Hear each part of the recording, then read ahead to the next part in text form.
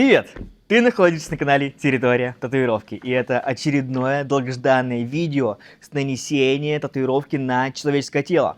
В этом видео мы будем наносить татуировку в стиле гравюра, и ты узнаешь, как мы будем работать с контуром, с толстым контуром, с тонким контуром, с наложением контуров и с плановостью, с объемом. Я покажу, как можно выделить и показать объем при нанесении толстых и тонких линий. Начнем с разбора нашего эскиза. Эскиз будет располагаться у нас на икру, поэтому подбор был определенный. Поэтому здесь идеально по форме икры у нас она ляжет. Поэтому такой вот эскиз, и обратите внимание на огромное количество деталей. При обрисовке трансфера я столкнулся с такой сложностью, что вроде бы все не так сложно, но когда ты начинаешь выводить каждую линию, ты понимаешь, насколько это геморно и сколько здесь на самом деле много деталей. К сожалению, при переносе на человеческое тело, если вы сделаете все точно так же, как здесь, в будущем, уже в ближайших пару дней, у вас все сольется в кашу. А если мы говорим про пару лет, то тем более, потому что огромное количество мелких деталей татуировки, особенно в гравюре, особенно контуры рядом, имеют свойство подсливаться. Поэтому здесь при переводе нашего трансфера я что сделал? Я чередовал, то есть не каждую линию обводил, а отступил одну-две линии, пропустил, обвел, еще пропустил пару линий, обвел, еще пропустил пару линий, обвел, чтобы линии не были слишком близко друг к другу и чтобы они в татуировке не слились в одну кашу. Если ты являешься нашим подписчиком, то знай, что огромное количество начинающих мастеров грешат именно с тем, что делают чернуху, что все сливают в одну кашу. Поэтому, чтобы каши не было, не надо один в один все копировать, потому что вы не роботы, вы не трансферный принтер, у вас есть своя голова на плечах, вы можете сделать лучше и правильнее, чем на эскизе, потому что татуировка у нас отличается от картинки, которую мы просто взяли и распечатали. Это пигмент в коже человека. Далее можно использовать либо трансферный принтер, либо ручной принтер. Я всем начинающим мастерам рекомендую именно ручной принтер, потому что это возможность максимально сконцентрироваться на работе и проанализировать всю работу, чтобы не тупить в процессе сеанса, не зависать, а уже работать, чтобы клиент не думал, ага, что все ли с вами в порядке, или вы зависаете, он начинает волноваться и создается такой вот негативный вайб. Поэтому, чтобы не тратить время, максимально настраивайтесь на сеанс во время обрисовки трансфера, и непосредственно во время сеанса вы уже будете знать, что делаете сначала, что будете делать в дальнейшем. Обрати внимание, здесь огромное количество деталей, и процесс обрисовки трансфера может занять энное количество времени. Поэтому, чтобы ваш клиент не ждал, если у вас, предположим, уже была консультация, если вы с ним заранее примерили изображение, согласовали размер, то вы можете обрисовать это в день сеанса, но заранее, до прихода клиента. Это делать не обязательно, но так вы сэкономите огромное количество времени своему клиенту, чтобы ему не сидеть, не ждать целый час. Если просто возьмете и заранее обрисуете ваш трансфер. Можно еще вопрос? Да, можно обрисовывать трансфер когда угодно. Вы можете хоть за неделю его обрисовать, с ним ничего не случится, и переведете там сегодня только. Это трансфер, если он один раз не переведется, его можно второй, третий, 50 раз перевести. Одну и ту же бумагу. Если, конечно, не вот так вот его не размажут. А далее уже при переносе трансфера на кожу, если у тебя не получится его перевести с первый раз, то не надо делать херню и просто берешь, стираешь и переносишь его второй, третий, 10-й раз. Потому что чем тату-мастер отличается от портачника? Потому что портачнику пофигу, ему нафига тратить лишнее количество времени, он и так сойдет, и клиент ему верит, потому что он склонен верить мастеру. Но задача настоящего, хорошего, профессионального мастера сделать так, чтобы татуировка радовала своего обладателя в течение там 10, 15, 20 лет и всей жизни. Поэтому человеку носить эту татуировку всю жизнь, поэтому можете 2-3 раза перевести, пока это не будет идеально. Конечно, в идеале с первого раза все хорошо перенести, но бывает так, что у вас не получается с первого раза перенести идеально, и нет ничего зазорного стереть это все и перевести еще разок. Также прошу еще раз обратить внимание на огромное количество линий. Мы видим, что на эскизе они уже изначально не безупречные, но это в принципе нормально для гравюры, если вы посмотрите на работы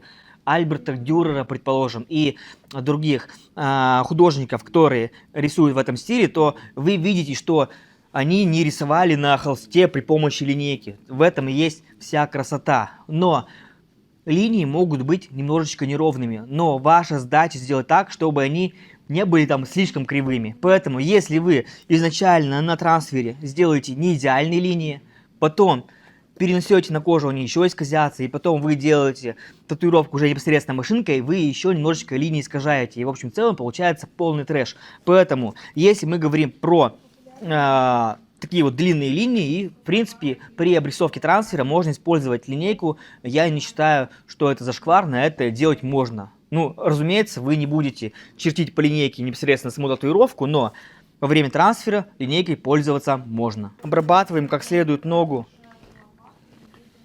антисептиком кожаным, как следует, с большим запасом, чтобы, во-первых, все обеззаразить, обезжирить, и, во-вторых, да, чтобы трансфер держался у нас хорошо на обезжиренной коже. Потому что если мы не обработаем ногу, у нас трансфер держаться будет, во-первых, хуже, во-вторых, нам нужно, чтобы все было максимально чисто. Наносим небольшое количество трансферного геля, потому что если мы нанесем слишком большое количество геля, у нас наше изображение смажется. И если мы слишком мало геля используем, наш трансфер переведется плохо. Поэтому смотрите сами, чтобы геля не было слишком много и мало. Гель распределяем по всей поверхности с большим запасом.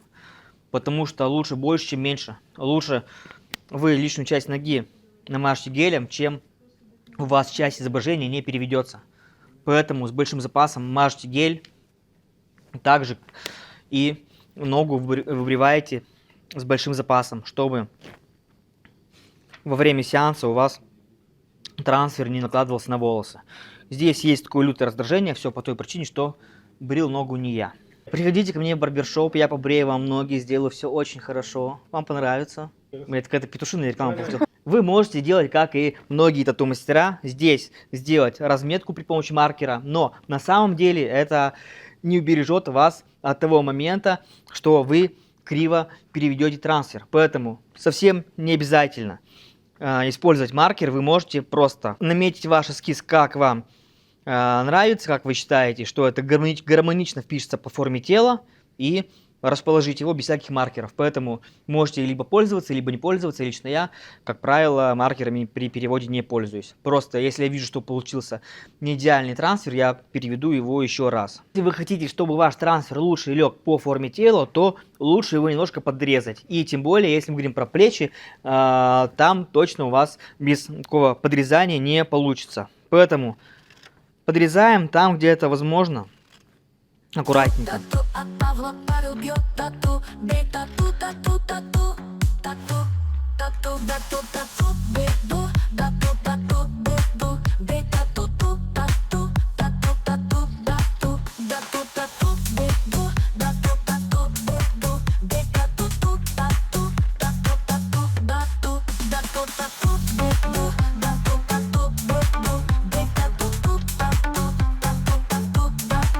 Так, стоп.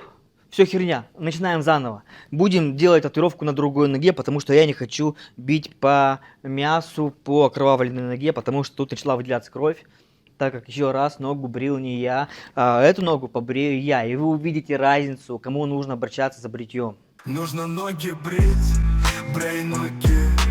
Бороду не брей, нужно ноги брить, брей ноги. Бороду не брей, нужно ноги брить. Брей ноги, бороду не брей, нужно ноги брить. Брей ноги, бороду не брей. Брей ноги, бороду не брей. Брей ноги, бороду не брей, нужно ноги брить. Брей ноги, бороду не брей. Нужно ноги брить. Брей ноги, бороду не брей. Брей, нужно ноги брить. Брей ноги, бороду не брей. Трансфер переводим не спеша, чтобы вам не пришлось потом переводить заново еще раз. Поэтому максимально приметиться и начинаем переводить от центра, разглаживаем в бок. Потому что если вы сделаете с бока, если вы будете прижимать сначала бока, а потом центр, у вас может центр не сойтись, и все будет очень плохо. И если вам нужно подкрасить, там ручкой довести что-то сбоку, это нормально. Но если у вас основная часть композиции перейдется вот так вот, то это будет нехорошо. Поэтому Начинаем с центра и разглаживаем уже по сторонам. Обратите внимание, ноги у нас расположены не как сваи, поэтому немножечко по форме ноги мы наш трансфер подворачиваем.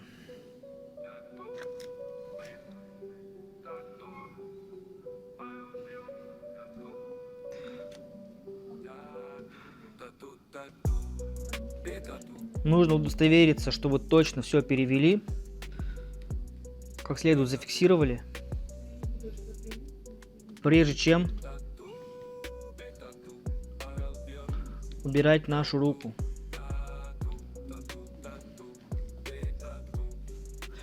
После перевода не надо слишком быстро и резко все отдирать. Надо проверить, что у вас все перевелось. И если у вас где-то что-то недоперевелось, вы можете раз обратно отпечатать еще раз. А если вы резко все сдернете, то есть вероятность, что вы потеряете большую часть изображения. Вот, поэтому плавненько, потихонечку. Вот видим, вот здесь камеру, не пропечаталось. Я что могу сделать? Раз, еще разочек наложить и допечатать изображение. Все.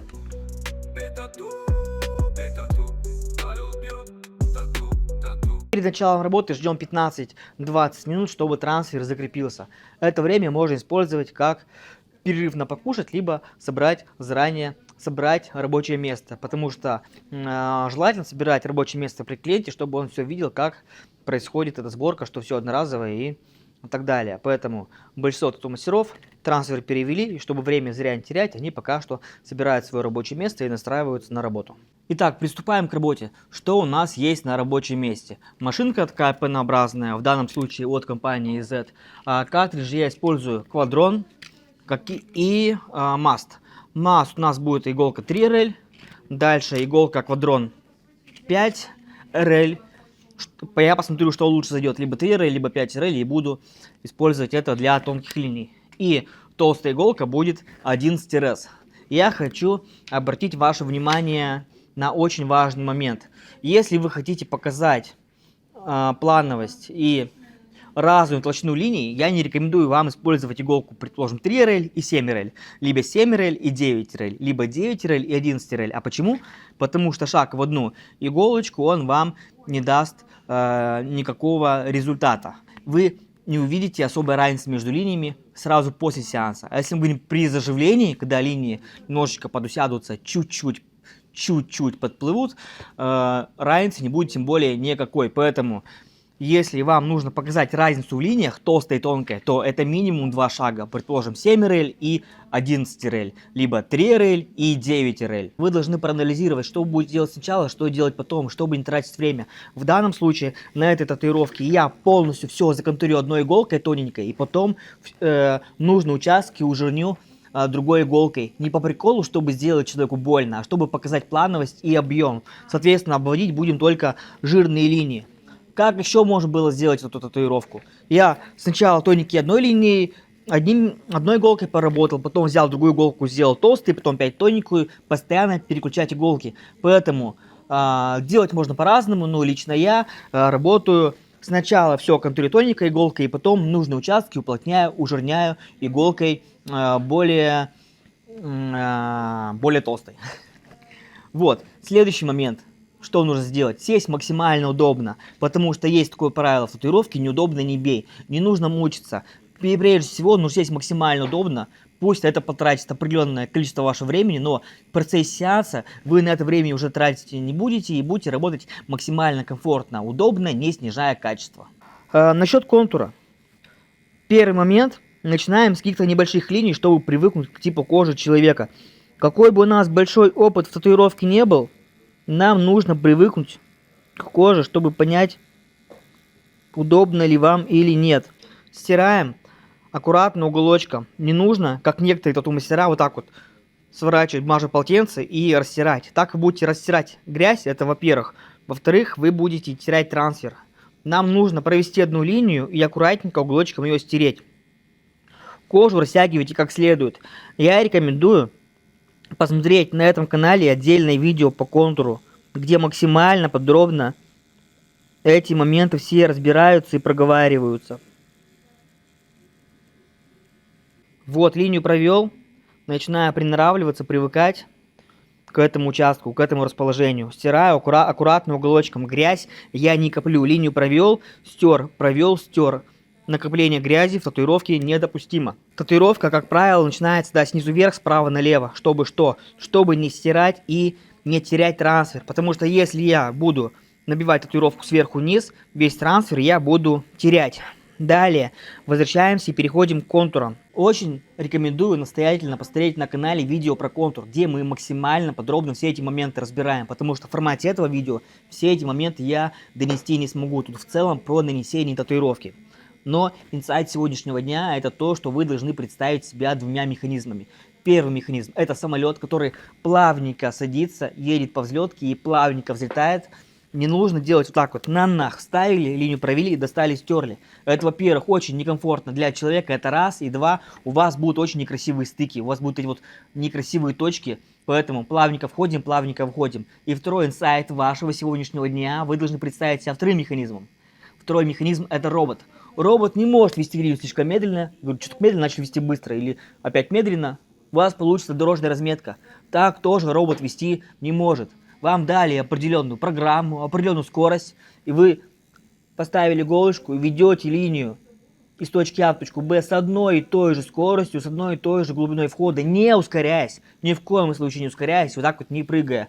Для начинающих мастеров очень сложно привыкнуть вести линию не торопясь. Но если вы будете торопиться, у вас контур может получиться, но как он потом заживет и сколько там будет проплешин, непонятно. Поэтому торопиться не нужно. Ну и залипать там на одном месте тоже не нужно, потому что у вас будет переизбыток пигмента и подплытие. Поэтому скорость ведения линии покажем сейчас непосредственно на данной татуировке.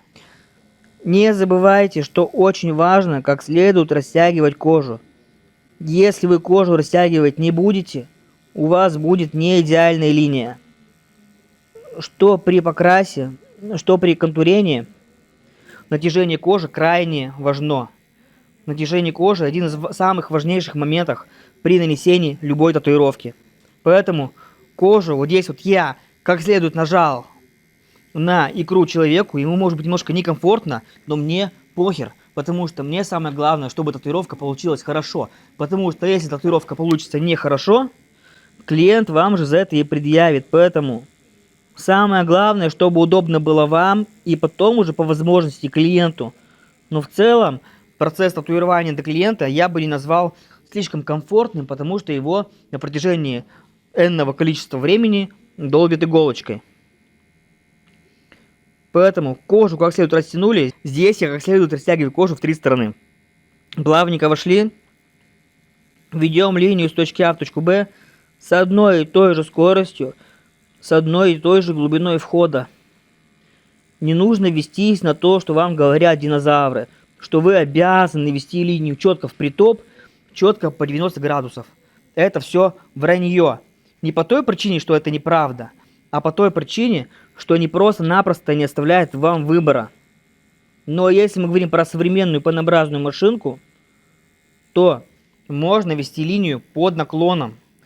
И вылет иглы, что такое вылет иглы? Это насколько у нас иголочка высовывается из носика картриджа во включенном положении. Вылет иглы может быть любой, но под кожу мы входим на 1,5, максимум 2 мм в зависимости от участка татуировки, на котором мы работаем.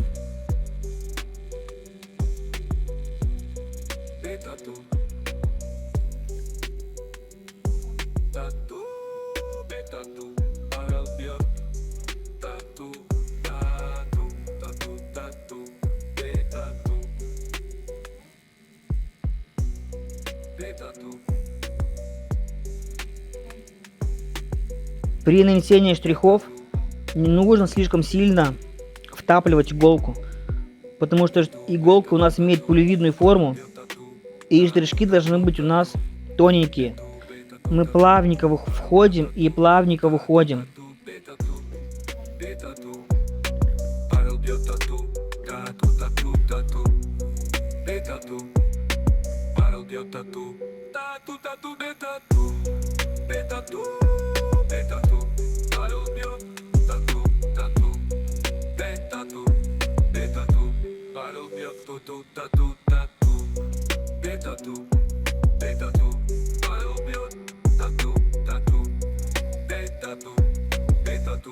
Павел бьет ту-ту-та-ту-та-ту.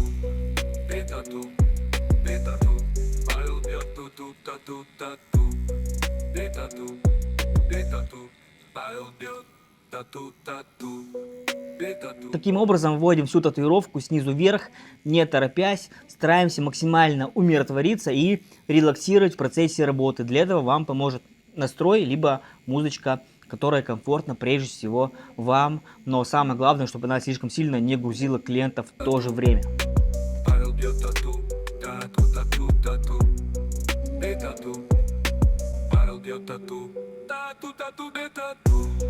Пи-та-ту, пи-та-ту. Павел бьет тату-тату. Пи-та-ту, пи-та-ту. Павел бьет ту-ту-тату-тату. Пи-та-ту, пи-та-ту. Павел бьет тату-тату. Пи-та-ту, пи-та-ту. Павел бьет ту-ту-тату-тату. Пи-та-ту, пи-та-ту. Павел бьет ту-ту-тату-тату. Пи-та-ту, пи-та-ту. Павел бьет тату-тату. Когда будете делать подобную гравюру, к счастью, в татуировках такие гравюры у начинающих мастеров встречаются не так часто, вы поймете, насколько это действительно геморно и сложнее, чем просто когда вы смотрите или будете с эскизом. Вот, когда вы сталкиваетесь с огромным количеством линий и сложными участками, то вы понимаете, насколько это сложно. Вот, далее, чтобы все в кашу не сливалось, еще на этапе трансфера я сократил количество линий, но сейчас вижу, что все равно линии довольно частые, поэтому некоторые мы будем опять же пропускать, чередовать. Еще уменьшим детализацию. Делается это для того, чтобы все не сливалось у нас в одну кашу после сеанса и тем более с прошествия времени. Павел бьет тату-тату. Пи-та-ту. Павел бьет тату-тату. Тату-тату.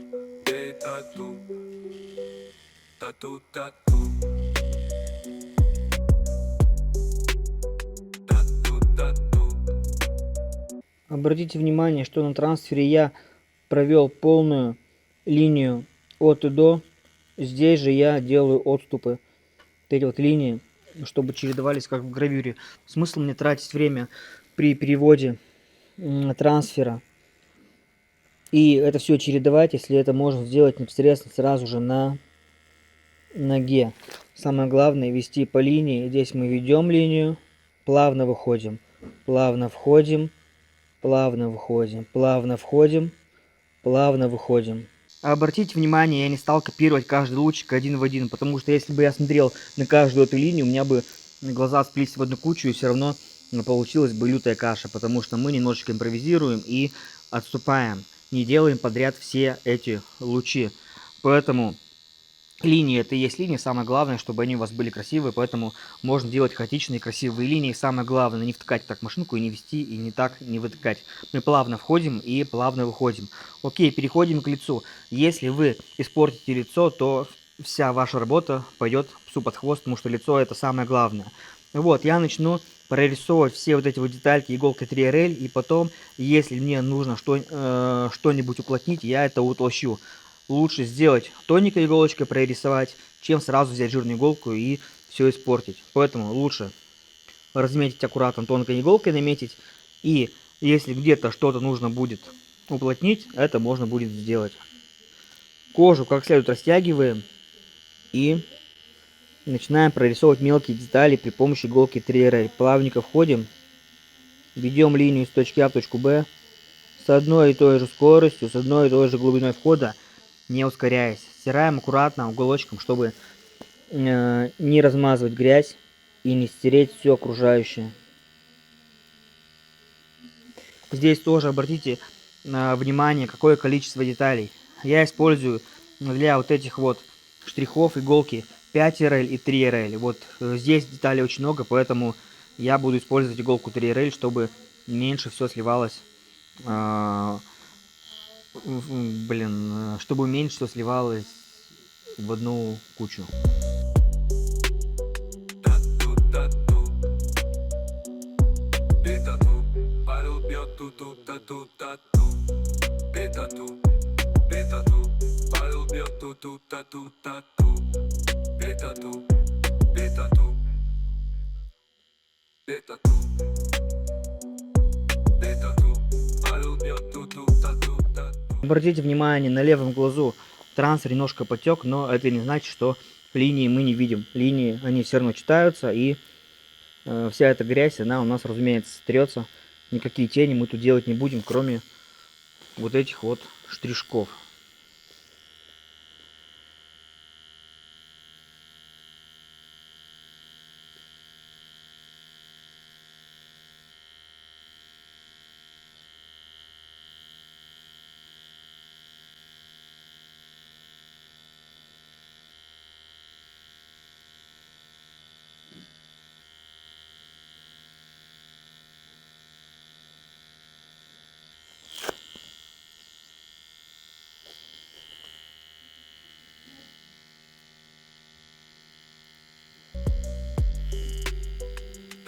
Тату, тату.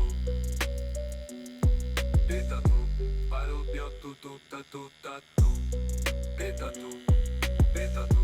Павел бьет ту-ту, тату, тату. Бей-тату. Бей-тату. Бей-тату. Бей-тату. Павел бьет ту-ту, тату, тату. Бей-тату. Бей-тату. Далее смотрим, что же у нас получилось. На самом деле нам довольно часто такие работы отправляют на тату-разбор, и здесь, разумеется, есть лютая ошибка того, что нет плановости. Но это начальный процесс, разумеется, сейчас мы отдохнем, немножечко помаринуемся. Для чего нужна мариновка? Чтобы краснота с опухлостью спала, вы могли немножко отдохнуть и уже по отдохнувшей коже работать, то есть сделать такую перезагрузку между стадиями. То есть мы из двух стадий пока что сделали только одну. И во второй стадии мы будем не все, а все, что нужно, ужирнять. Не по приколу, чтобы сделать человеку больно, а чтобы показать плановость и объем. То есть мы ужирняем не все, а только то, что нужно ужирнить. То есть вот эти вот участки, которые у нас есть на эскизе, и вы сами увидите разницу после того, как мы это все ужирним. Подводим итоги первого этапа работы. Делал линии я довольно хаотично, штриховал по форме, но здесь была трансфером лютая каша, поэтому я немножечко изменял, делал так, как удобно мне. Штриховал я обязательно вот эти вот графюрные штрихи, штриховал по форме. А так в целом длинные линии от коротких отличаются не сильно. Просто короткие мы раз штришочками прорисовываем, длинные линии мы ведем линию подальше и все. Самое главное не бросать сцепление, если мы говорим про длинную линию, не останавливаться здесь. Введем линию с точки А в точку Б. У вас может возникнуть вопрос, возникнет ли на этом участке в будущем слив или нет. Я отвечу, что да, немножечко линии в любом случае подсольются, потому что в татуировке, если мы говорим про гравюру, если мы говорим про большое количество деталей, как бы мы их не старались уменьшить, все равно небольшое подслитие возможно. Но самое главное, чтобы у нас выделялась наша перчатка, которую мы сейчас будем выделять, выделялось наше солнце, и все. А вот эти вот линии между собой, они сформируют в любом случае в будущем какую-то тень. Поэтому лично я, фанат татуировки чего-то более такого живучего, вот как моя татуировка, предположим, или такие татуировки, как, предположим, Япония и так далее. Если мы говорим про графику, классическую графику, то она более живучая, чем гравюра, потому что все вот эти вот штришки, они будут выполняться либо тенями, либо випами. Но здесь, опять же, такая вкусовщина, потому что здесь, в будущем, вот эти штришки, они чуть-чуть подсольются и будут формировать из себя ту же самую тень. Самое главное, еще раз повторюсь, выделить нашу перчатку толстыми линиями и выделить наше солнце. Солнце уже выделяется, но после того, как мы вконтурим ее более толстой иголкой, вы увидите существенную разницу, что в случае с солнцем, что в случае с перчаткой. Павел бьет ту-ту, тату, тату. Бей-тату. Павел бьет тату, тату. Бей-тату. Бей-тату. Павел бьет ту-ту, тату, тату. Бей-тату. Павел бьет тату, тату. Бей-тату. Бей-тату. Итак, все, мы ужирнили первый лучик, сейчас вы увидите разницу и продолжаем ужирнение. Ужирняем мы иголкой, в данном случае иголкой 11 РС. И я уже вижу существенную разницу. После того, как вы перейдете к более толстой иголке, вы увидите, насколько более кайфово работать толстой иголкой. Потому что если мы говорим про тоненькую иголку, которая до этого работала там 3 РЛ, там 5 РЛ, как бы вы хорошо контур не делали, у вас иголки могут в любом случае скакать и жить своей жизнью, потому что они тоненькие, буквально как волосинки. В этом же случае, если вы работаете толстой иголкой, даже если вас собьет машина в процессе работы, вы все равно эту линию доведете ровно. Кожу как следует растянули и начинаем уплотнять линию. Проходимся во второй проход уже более толстой иголкой.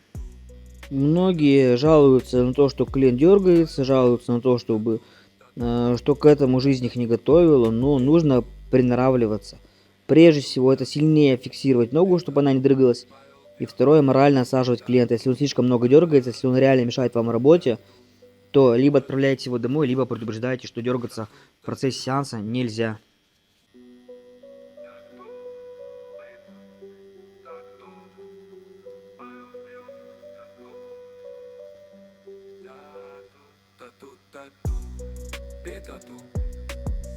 Вольтаж на более тонкой иголке лучше использовать поменьше, потому что машинки толкать легко, а на иголке потолще лучше использовать побольше.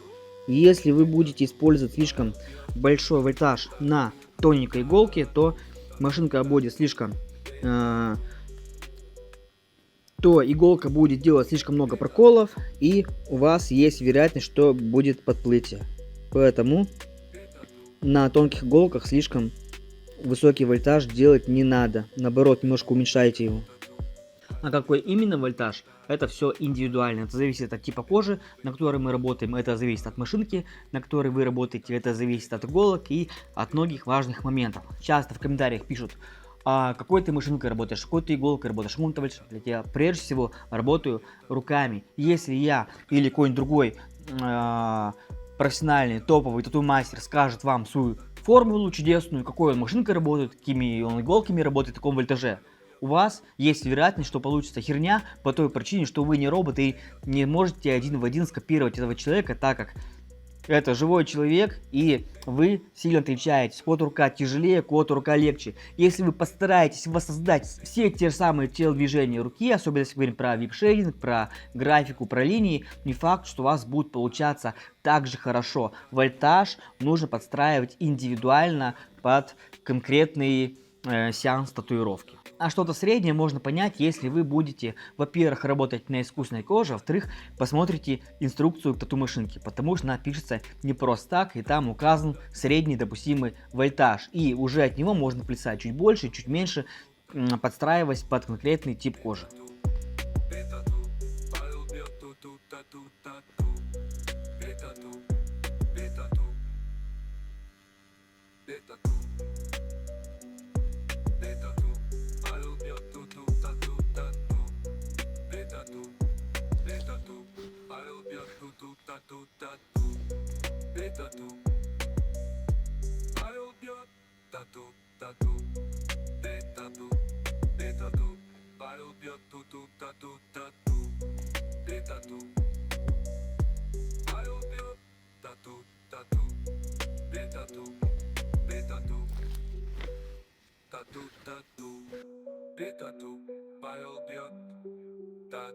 На эскизе мы видим очень тоненькие маленькие точечки здесь.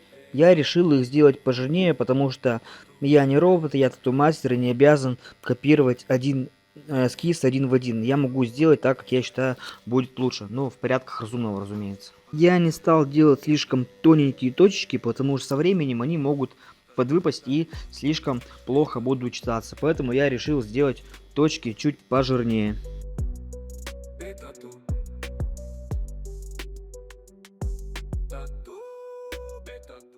Ну что, ты можешь сделать точно такую же работу или намного даже лучше, не отвлекаясь на видеосъемку и максимально сконцентрируясь непосредственно на качестве работы, потратя на это большое количество времени. Поэтому, если вдруг у тебя найдутся желающие на такой проект, я специально прикреплю в этом видео ссылку на этот эскиз, чтобы ты мог повторить эту работу или даже сделать еще лучше, а потом отправить мне на разбор и показать: смотри, Паша, я сделал работу лучше, и я на самом самом деле буду только рад этому. Я хочу, чтобы ты эволюционировал и делал крутые татуировки.